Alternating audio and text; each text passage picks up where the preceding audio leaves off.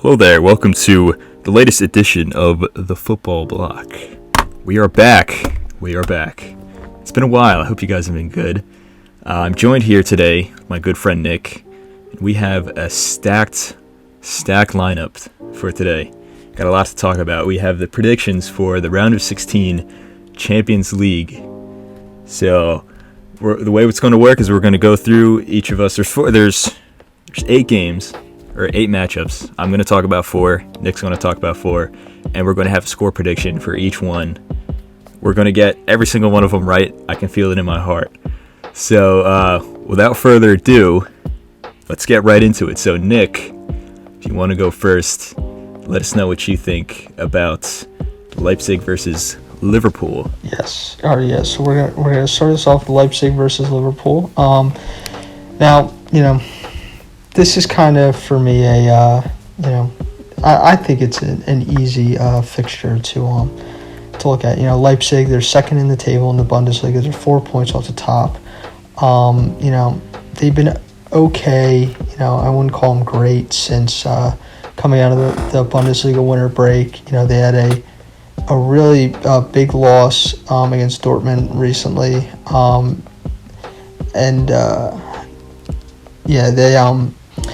They have a pretty full schedule coming up to the game against Liverpool on the 16th. And looking at their team, they really have missed Werner. Which is kind of funny to think with how bad he's been at Chelsea. But their top scorer is Poulsen in the league, and he only has 4 goals. And Danny Olmo only has 4 assists with his their top assister in the league. And in 16 Bundesliga games, they've conceded 14 goals, so it's about a goal a game, which is all right. But I feel like without a dominant scorer, that's playing with fire a little. And even worse for them in the Champions League, Angelino, the fullback, is their leading scorer with 3 goals. And I don't think you can continue success with having a fullback as your leading goal scorer, especially only on 3 goals. And he's the only player on their team that has scored multiple times in the Champions League this far. We'll see how Szoboszlai, the Hungarian guy from Szoboszlai. Yeah, whatever. I don't know how to say it. I'm not going to say it again. From RB Salzburg. I don't know if he's going to be able to help him out that much, but I think it's an uphill battle against Liverpool, who's currently 4th in the table in the Prem. 3 points off the top. They've really haven't been that great either since they lost 7-0 to Palace. The only win that they had was 4-1 over Aston Villa. They're teenagers in the FA Cup. And I think that even though that they have a bit of a tough schedule coming up, I think that they're going to turn it around before February 16th, but, in a more substantial way than Leipzig will. And I think they'll be, ready to go. And I think they'll, not only be looking better in the league, but when it comes down to this Champions League tie, I say Liverpool 4, Leipzig 2 on aggregate. I think that's a pretty good prediction. Funnily enough, I have the exact same score prediction. I think that, Leipzig, they're a decent team, they're a good team. And Liverpool, while they haven't been in the best of form, I really think that they're just going to show up in the big matches.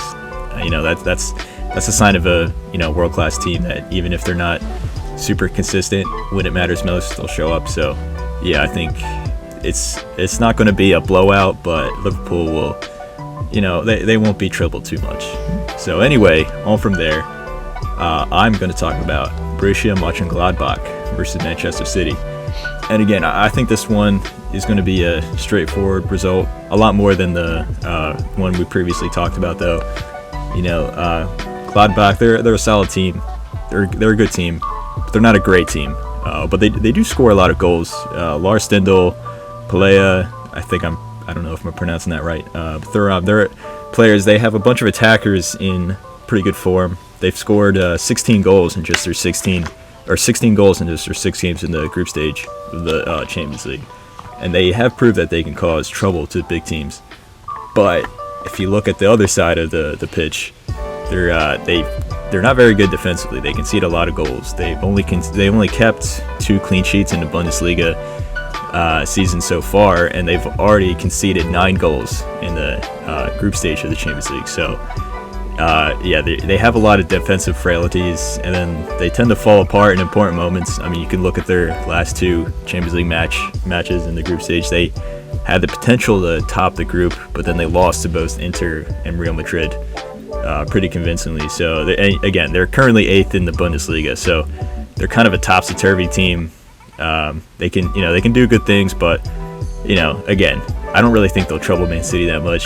Like Man City, on the other hand, they started the season poorly, but after that, I think they lost like 5-2 to Leicester. Immediately after that, Pep bought Ruben Diaz, and they've really repaired their defense.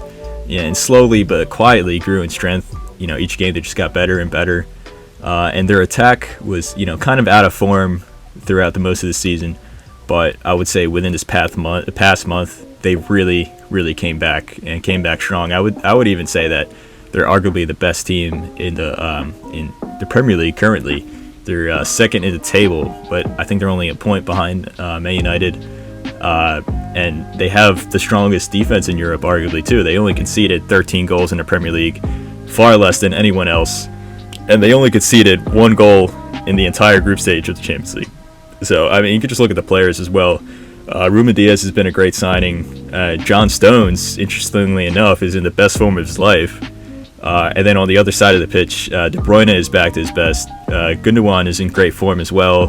Ferran Torres has been a great signing. So, yeah, I think that this is going to be a statement win for Man City. I mean, Pep, his second and third season, Champions League seasons with City, he kind of got unlucky. And then last year, he made some really poor mistakes tactically. So this year, I think they'll really learn from those mistakes. And I think everything's just probably going to line up for them. I think, if they don't win it this year, I don't know if they ever will. So again, not to mention that Sergio Aguero could be back from injury. That's not a guarantee, but he can be back for injury for this game. I think that the leg in Germany will kind of be tight and cagey, but when it comes back to England, City will dominate it. I'm going to say Mönchengladbach 1, Man City 4. And I'm going to make a bold prediction. I'm going to say De Bruyne gets a hat trick of assists in the home leg. So that is bold. That is spicy. I did not give Mönchengladbach as much credit as you did. I said 6-1 to Man City on aggregate. I think that Mönchengladbach does not have a chance. This is a City team that is the best team in the Premier League, and I think that they'll overtake the paper tiger of Manchester United. They're really a one-man show with Penandes at the helm. But this, City defense wins championships, but they're still going to lose the Champions League. They're not going to win it all because they'll never win it all. But they will beat an inferior Mönchengladbach team, and that's all that matters right now. Because if Aguero comes back, it's guaranteed that he will at least get a goal over these 2 games. There's no way he won't. But even without him, I still think that they will be okay and get the job done against a upper mid-table German side, who they should handle anyway. My second game, Sevilla versus Dortmund. Now, this I'd say is of the games I'm covering is probably going to be the most interesting, or the ties, I should say. Sevilla, 6th in the Liga, 11 points off the top, but they're in very good form since the start of December, with a record of 8-2-3, and the losses coming against Chelsea in the Champions League, which, if they were to come up against Chelsea now, I don't think that would happen with how, frankly, poor they've been recently, and against Atletico Madrid and Real Madrid. So, those 2 teams, there's no shame in losing to them. And in the run-up to their game against Dortmund, they play a bunch of nobodies in the league. Cadiz is their toughest game. 9th place Cadiz is their toughest game coming up until they play Dortmund. So, they can probably rotate the squad and stay fresh and focus on this fixture. they have a pretty good defense with giving up only 15 league goals so far. They have given up 8 in the Champions League. Which is all right. So it'll be strength versus strength with Sevilla's defense against Dortmund's attack. Now, they will have to rely on, En-Nesyri, who seems to be their guy, their attacker in form, their leading goal scorer, both domestically and in Europe. And they also need to have our favorite guy, Europa League hero, Luke de Jong. They need him to start getting going again. Now, Dortmund, they are 4th in the table. They're 7 points off the top. They too are in good form since the start of December. They're 5-3-2. They had the winter break, so they play less games. And they had they did have a big loss against an average Stuttgart team, and they had another loss against the surprise of the Bundesliga season this year, the Max Kruse-led 1 FC Union Berlin, who I don't know if this is their first or second year in the league, but they're shocking a lot of people. I think they're in 4th place, which is pretty good for a small team like that. And like Sevilla, I think Dortmund will have an easy time in the league leading up to this fixture, where they also play against a lot of mid-table teams, but their defense is just not that great this year. They've conceded a lot of goals so far.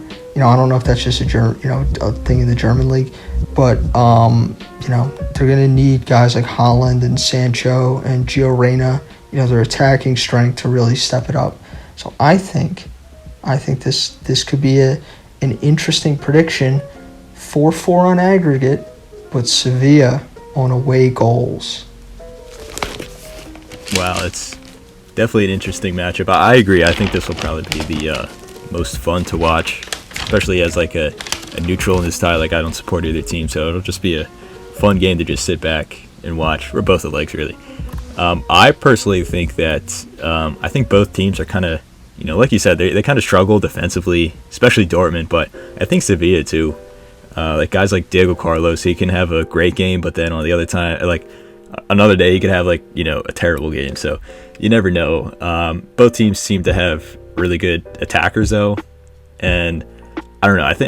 I think Dortmund, they just, something seems different about them ever since they sacked Lucien Favre. I think that's how you pronounce it.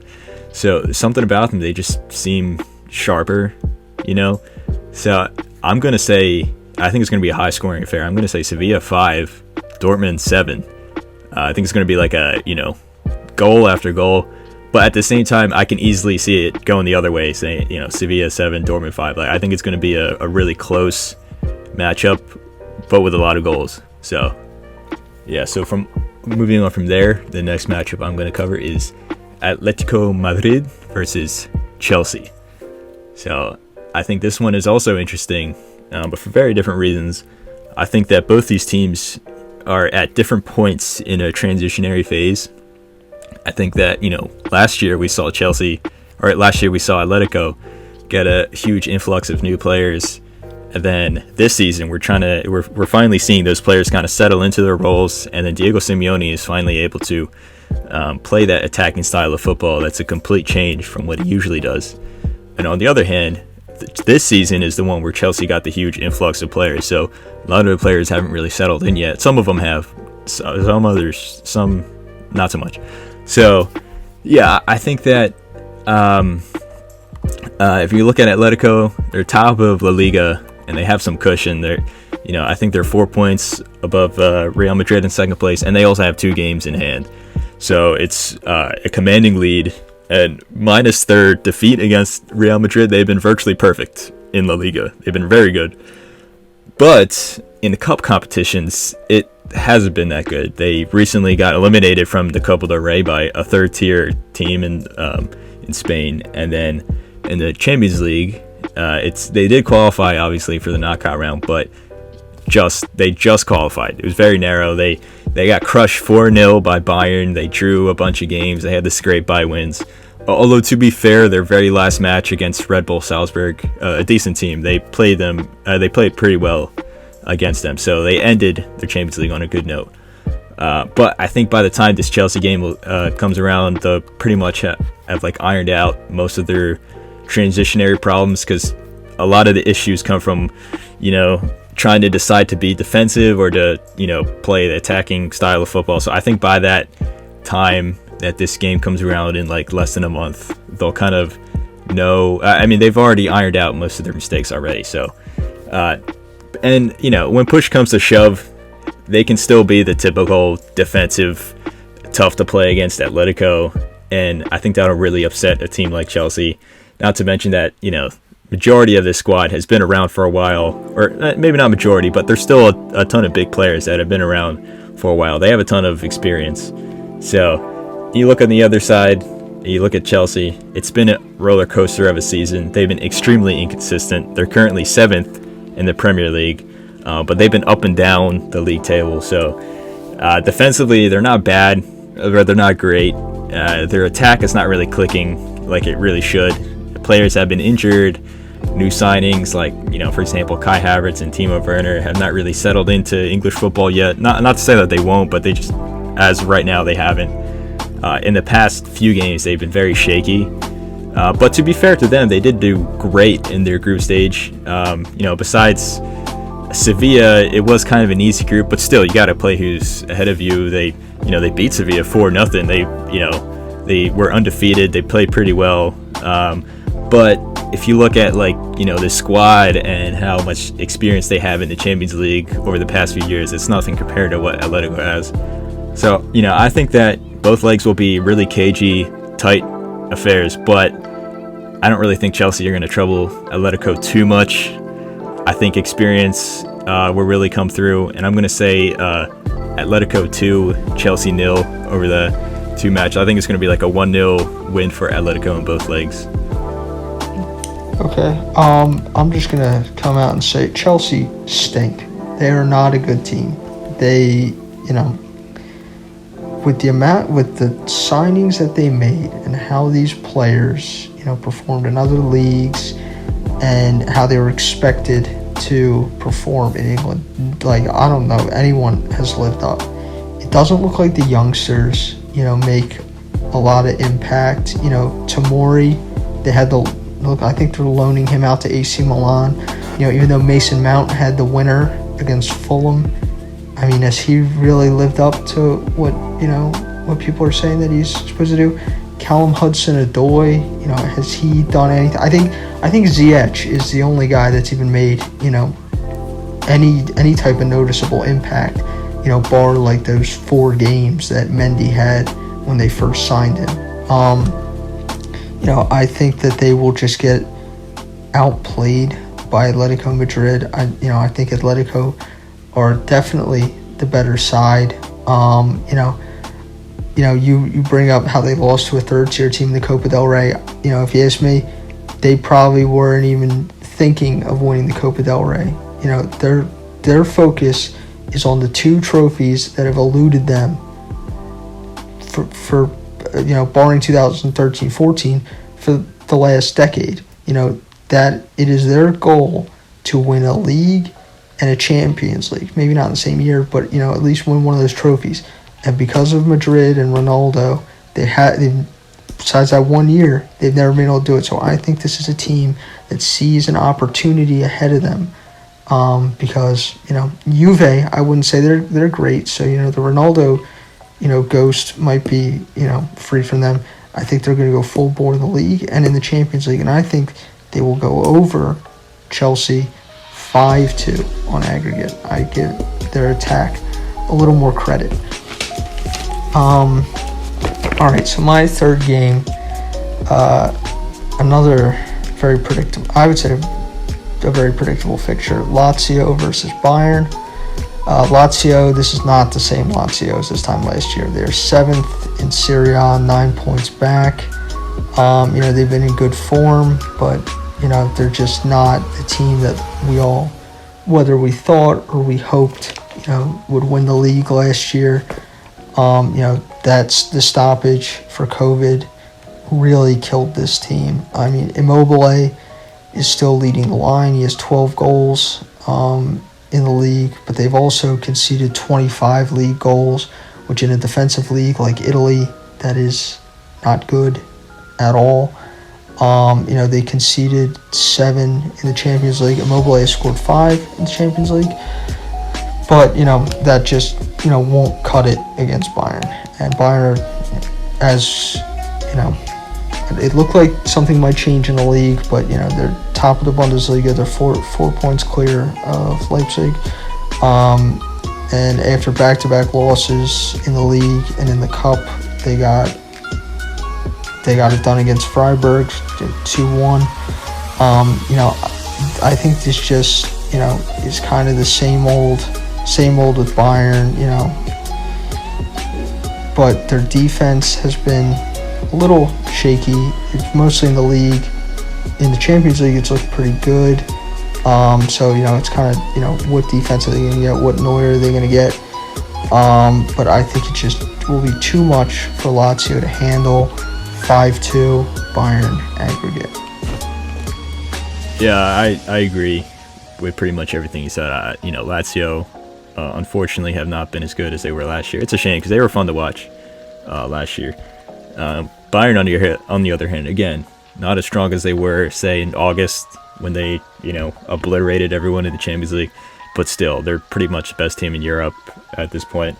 I think that their high line does see them concede a lot of goals, but it's not to the point where Lazio can capitalize on that enough to eliminate them. So I'm going to say Lazio 3, Bayern Munich 6. So, yeah. So for moving on from there, next match I'm going to focus on is Porto versus Juventus. And I think that, again, this could be a pretty fun matchup.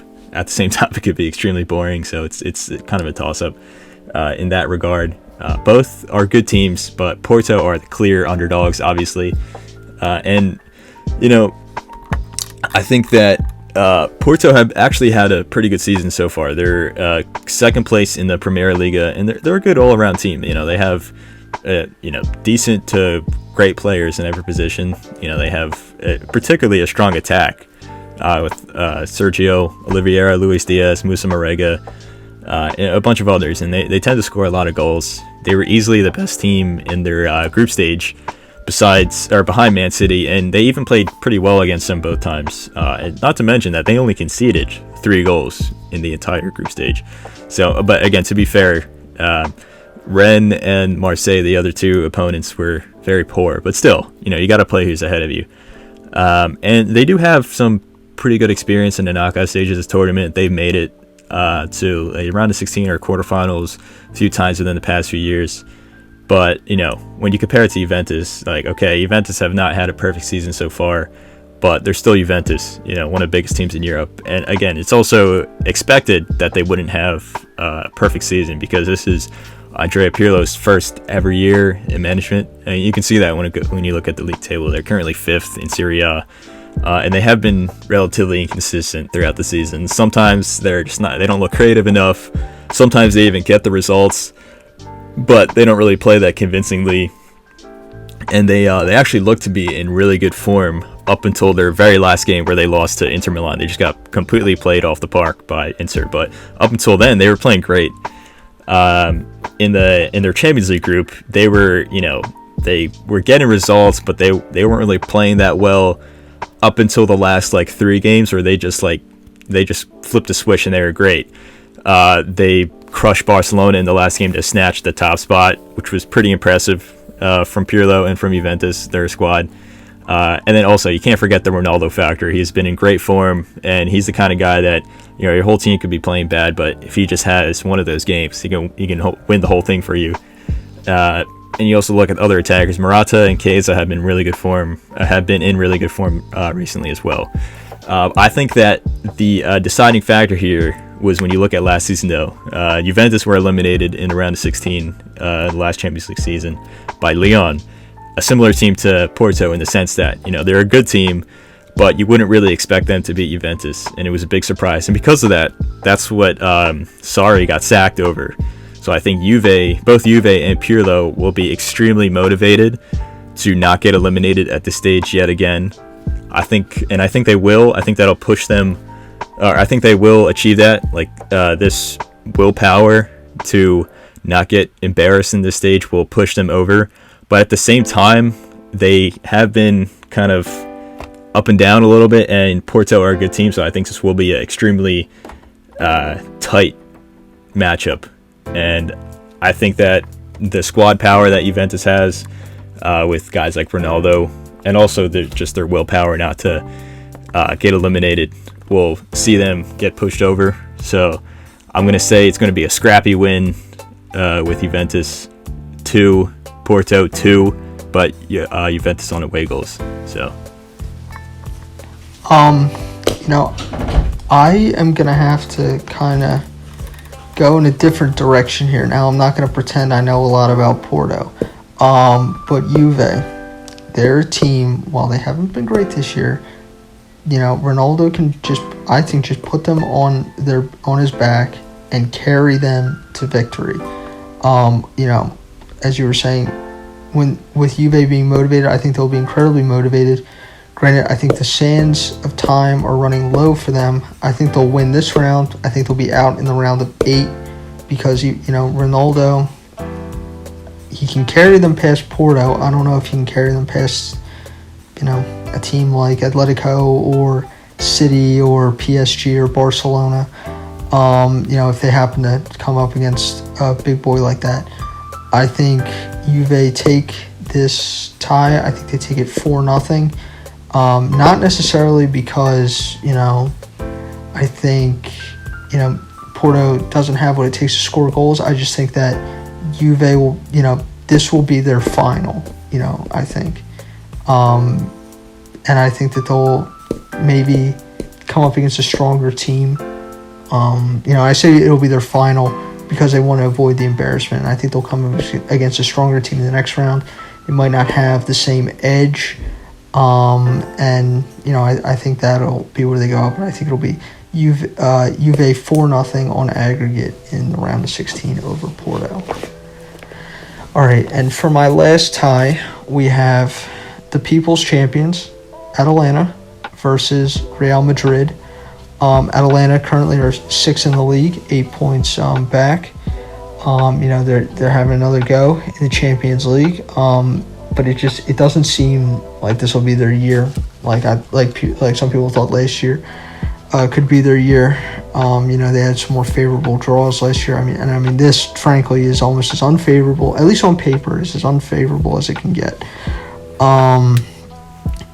Joseph Ilicic in the league and in the Champions League hasn't been doing the same amount as he was last year, but it seems like the Colombian connection of Muriel and Zapata have been kind of picking up the slack for him. Muriel has 10 goals in the league. Zapata has 7, and I don't remember their exact totals in the Champions League. It's a similar split with Muriel taking the lead and Zapata as the second goalkeeper. Sportiello, the goalkeeper, has been a little shaky. And I think that could, hurt them against Madrid. Now, Madrid's second in the table, 4 points back of Atletico, as we already said. And they've played 2 more games at Atletico, which is not good for them for the league championship. Now, this is a team, like I said, that should tear Atalanta apart on paper. When you think of Madrid against Atalanta, that would seemingly be a no-brainer.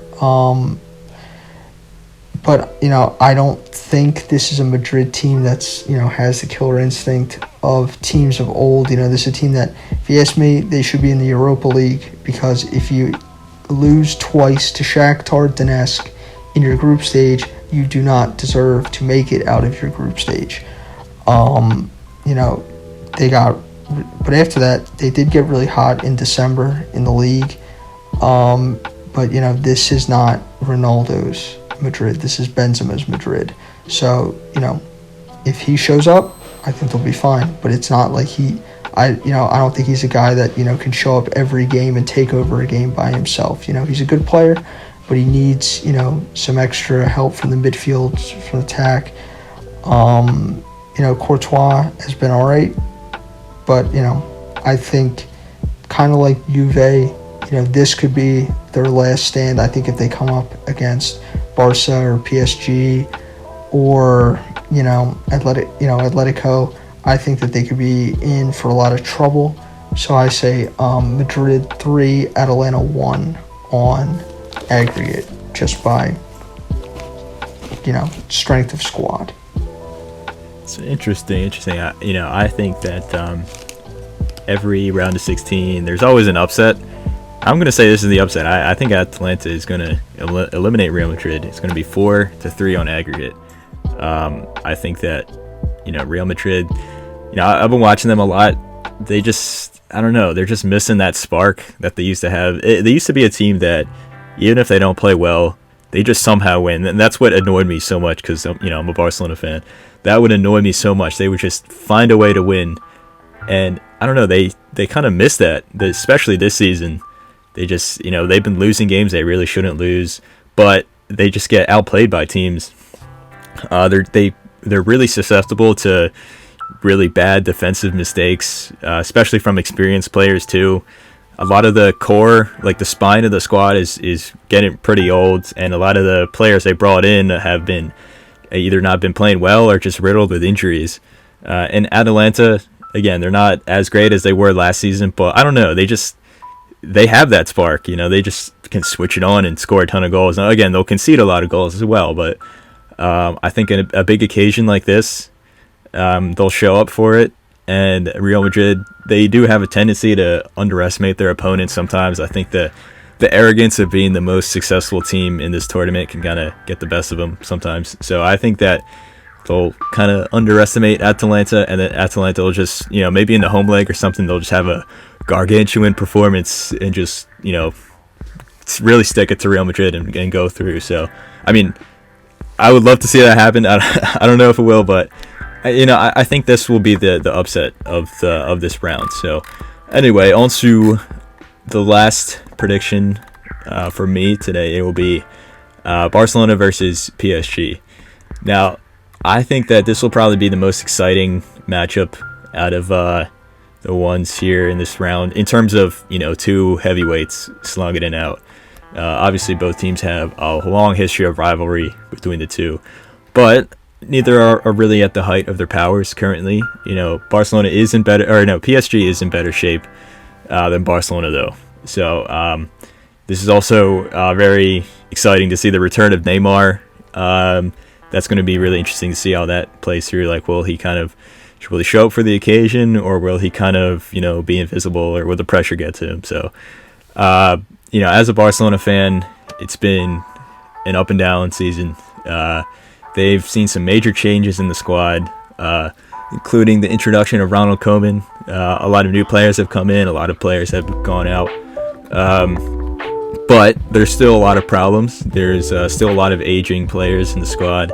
There's a lack of motivation sometimes with the players. And then the issues with the board still exist, even though the board has resigned. We still haven't gotten a new board yet. So there's still a lot of issues from top to down. Interestingly enough, though, Barcelona started off the season very well. They had some great games, but then they hit a bad patch of form. And then after that, it was kind of, like black or white. Like, they play really good in one game, the next game they play terrible. In December, they finally hit their groove again, and I thought, it was going to be uphill from here.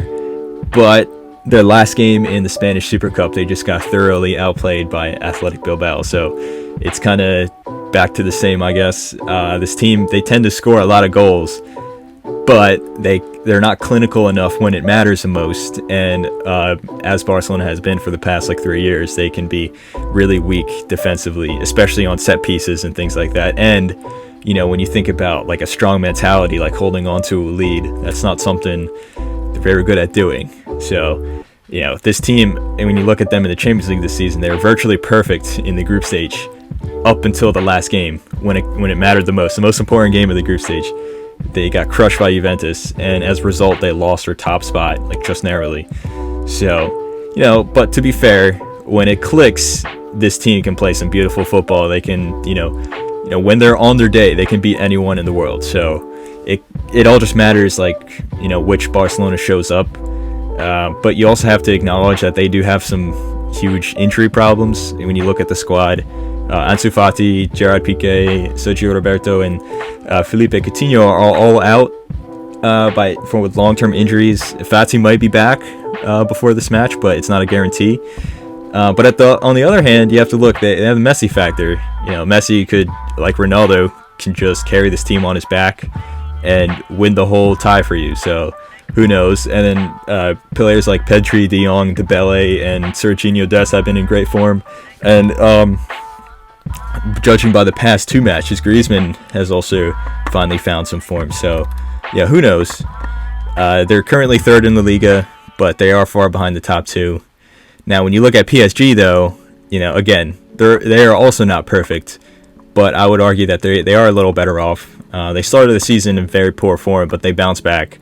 But right at the end of the year, they started to hit some inconsistent form, and then they sacked Thomas Tuchel and replaced him with Mauricio Pochettino, which I think could turn out to be a great signing. But, he's only been there for less than a month, and while PSG have gotten results, they have not really played that well. Yeah, but again, this is natural because it's going to take some time for Pochettino to imprint his style on the team. When you look at the group stage, PSG were inconsistent, losing to Man United and Leipzig, the bigger teams in the group. But they were able to, get good results in the other games and then scrap some wins together, and they were able to snatch the top spot. But again, it was very narrowly. So, but you have to acknowledge that was under a different manager, though. So we don't really know what we're going to see under Pochettino. But I don't think that it will be, Pochettino's peak team yet, because he's only been there for such a short period of time. When you look at the squad, Neymar has been absolutely on fire this season. Moise Kean has seen a huge resurgence in form. He's actually PSG's 2nd top goal scorer in all competitions. And then, of course, players like Mbappe, Di Maria, Marquinhos, Keylor Navas are world-class players. They have one of the best squads in the world.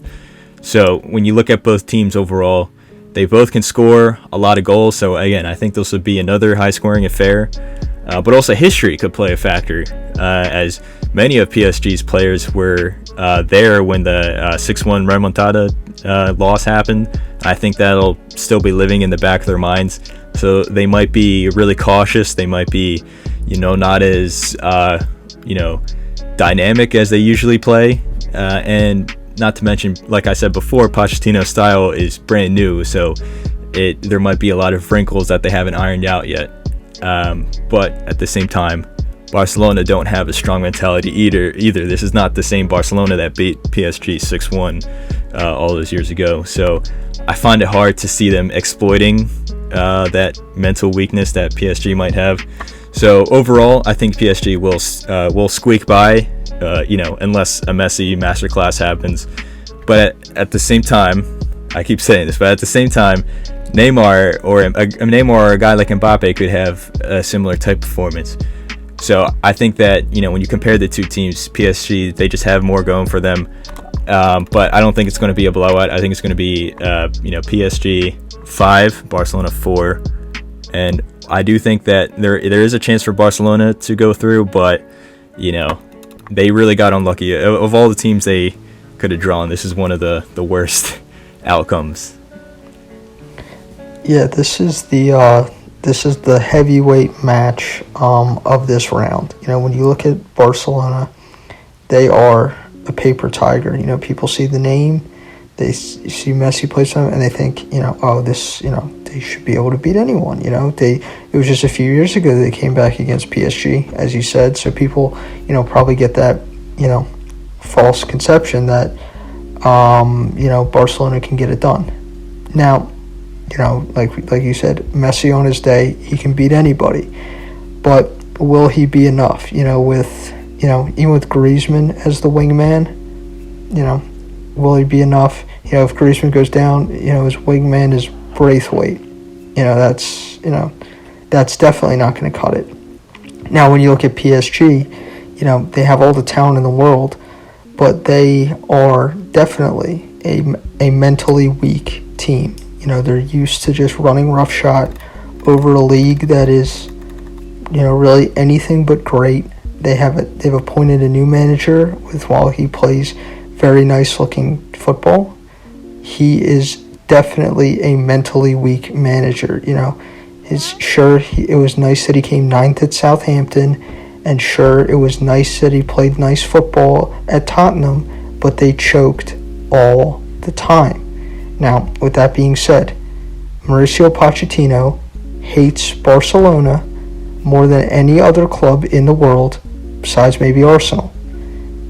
This will be, as a coach, the biggest tie of his life. I would say bigger than the Champions League final, because he will be more up to it to stick it to Barcelona, probably than he will, even though, you obviously want to win the Champions League, but to stick it to Barcelona, I think, will be his biggest accomplishment. Same with Neymar. I think he wants to stick it to Barcelona to prove to Messi that he is the man, that he is the guy that can take the helm from him. Now, Messi probably would want to prove to Neymar that Neymar can't hack it, and he wants to prove to Neymar that, you're my little brother and you're never going to be as good as me. So I think this is a battle of two mentally weak teams that want to prove something. So while they're both mentally weak, they know that they have to get up for this and win this game. It'll be a very exciting tie, and I think it'll be 5-4 aggregate to PSG. All right, so, I think that wraps it up. We have all our predictions in. Just to summarize, out of the 8 matchups here, I have Manchester City, Bayern Munich, Atletico Madrid, Liverpool, Juventus, PSG, Borussia Dortmund, and Atalanta going through. So, Nick, to summarize, who was all the teams you have going through? So I have PSG, Juventus, Atletico, Man City, Real Madrid, Bayern Munich, Sevilla, and Liverpool. All right, so that sounds good. I don't know. I do. You want to place a bet or something, or or do you want to just bet over bragging rights? I guess for this one, we can do bragging rights. I'm not a gambling man. Rights. Yeah, neither am I. So yeah, I don't know. I'm pretty confident in my predictions. Who knows? My predictions tend to go, I'll get ones like exactly right, but then all the others will be completely wrong. So who knows? I'm definitely excited for these upcoming matchups. It's going to be crazy, especially when you factor in this season has just been a weird season overall for many different reasons. So, but anyway, yeah, thank you very much for tuning in. Hopefully we'll try to get a more consistent schedule with episodes of the podcast. But anyway, I hope you guys have a good rest of your day, and we'll see you next time. Goodbye.